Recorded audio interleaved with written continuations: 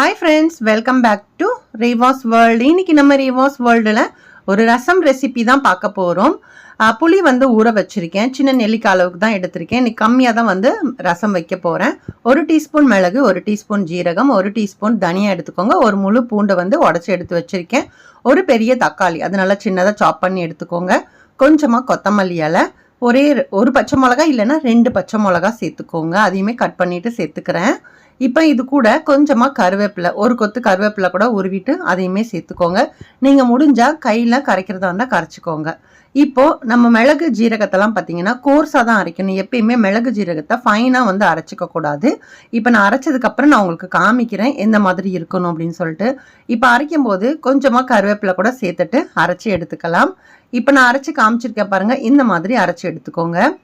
இப்போ தக்காளி நான் என்னால் கரைக்க முடியல அப்படிங்கிறதுனால நான் பல்ஸ் மோடில் விட்டு எடுத்துக்க போகிறேன். ஏன்னா நீங்கள் ரொம்ப நைஸாக வந்து மிக்சியில் அரைக்கக்கூடாது. இப்போ நான் காமிச்சிருக்கேன் பாருங்கள், நம்ம கையில் கரைச்சா எந்த மாதிரி இருக்குமோ அந்த அளவுக்கு நீங்கள் கரைச்சி எடுத்துக்கோங்க. இப்போ நம்ம புளி ஊற வச்சுருந்தோம் இல்லையா, இப்போ இந்த புளியை கரைச்சிட்டு அதில் உள்ள திப்பிகள்லாம் வந்து தனியாக எடுத்துட்டு இப்போ நம்ம தக்காளி கரைசல் இருக்கு இல்லையா, அதை வந்து ஒன்றா சேர்த்துக்கோங்க. இப்போ ரசம் எவ்வளோ வேணுமோ அந்த அளவுக்கு நம்ம தண்ணி வந்து சேர்த்துக்கலாம். ஏன்னா நம்ம புளி எடுத்துருப்போம் இல்லையா, அந்த அளவு நீங்கள் பார்த்துட்டு தண்ணி வந்து சேர்த்துக்கோங்க.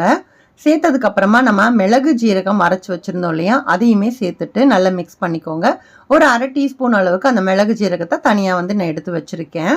அது வந்து நம்ம தாளிக்கும் போது போடும்போது கொஞ்சம் நல்லா டேஸ்ட்டாக இருக்கும். இப்போ ரசத்துக்கு தேவையான அளவுக்கு உப்பும் கூட சேர்த்துட்டேன். உப்பு சேர்த்ததுக்கு அப்புறமா ஒரு 1/4 டீஸ்பூன் அளவுக்கு மஞ்சள் தூள் வந்து சேர்த்துக்கோங்க. அதே மாதிரி பெருங்காய பொடியுமே பார்த்தீங்கன்னா நல்லா ஒரு 1/4 டீஸ்பூன்லேருந்து கொஞ்சம் கம்மியாக வேணால் பெருங்காய பொடியுமே சேர்த்துக்கோங்க. சேர்த்துட்டு இப்போ இது எல்லாத்தையும் நம்ம மிக்ஸ் பண்ணிக்கலாம். இப்போ ரசம் தாளிக்கிறதுக்கு ஒரு பாத்திரத்தில் தேவையான அளவுக்கு எண்ணெய், கொஞ்சம் கடுகு, உளுத்தம்பருப்பு இது ரெண்டையுமே சேர்த்து நல்லா பொரிஞ்சு வரும்போது ஒரு கொத்து கருவேப்பிலையை சேர்த்துக்கோங்க. இப்போ இந்த டைமில் நம்ம கொஞ்சமாக பெருங்காய பொடியும் சேர்த்துக்கோங்க. காஞ்ச மிளகாய் இருந்துச்சு அப்படின்னா ஒரே ஒரு காஞ்ச மிளகாய் சேர்த்துக்கோங்க. இப்போ எங்கிட்ட காஞ்ச மிளகாய் இல்லை அப்படிங்கிறனால சேர்க்கலை. கொஞ்சம் பெருங்காயத்தூள் சேர்த்ததுக்கு அப்புறமா நம்ம தனியாக எடுத்து வச்சிருந்தோம் இல்லையா மிளகு ஜீரகத்தை வந்து நம்ம அரைச்சதை, அதையுமே நான் சேர்த்துட்டு நல்லா ஃப்ரை பண்ணிக்கிட்டேன். இந்த மாதிரி நல்லா ஃப்ரை ஆனதுக்கு அப்புறமா நம்ம மிக்ஸ் பண்ணி வச்சிருக்கிற ரசத்தோட கரைசல் இருக்கு இல்லையா, இப்போ இதை வந்து நம்ம சேர்த்துக்க போறோம். இப்போ இது சேர்த்ததுக்கு அப்புறமா ரசத்தை வந்து எப்பயுமே நல்லா கொதிக்கெல்லாம் விடக்கூடாது. அந்த முறை கூடி வர்றதுன்னு சொல்லுவாங்க இல்லையா, அந்த மாதிரி ஸ்டேஜில் நம்ம அடுப்பை வந்து ஆஃப் பண்ணிடணும் எப்பயுமே. அப்போதான் அந்த ரசம் வந்து நல்லா டேஸ்டாக இருக்கும். இப்போ ரசத்தை வந்து நம்ம மூடி வச்சிடலாம். இந்த மாதிரி மூடி வச்சுக்கோங்க. கொஞ்சம் நேரம் கழிச்சு நீங்கள் ஓப்பன் பண்ணுங்க. அதை கரெக்டாக பார்த்து ஓப்பன் பண்ணிக்கோங்க. இப்போ முறை கூடி வருது பார்த்தீங்களா, சைடெல்லாம் வந்து லைட்டாக கொதிக்கிற ஸ்டேஜ் வந்துருச்சு. இந்த டைமில் நான் அடுப்பு வந்து ஆஃப் பண்ணிவிட்டு நல்லா ஒரு மூடி போட்டு வச்சுருங்க. ஒரு 10 நிமிஷத்துக்கு அப்புறமா நம்ம சர்வ் பண்ணிக்கலாம். அவ்வளோதான், ரொம்ப டேஸ்டான ஒரு மிளகு ரசம் வந்து ரெடி.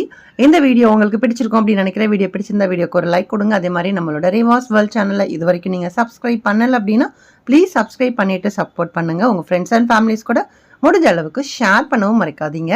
நெக்ஸ்ட் ஒரு இன்ட்ரெஸ்டிங்கான வீடியோவோட மீண்டும் உங்களை வந்து சந்திக்கிறேன். பாய், தேங்க்ஸ் ஃபார் வாட்சிங்.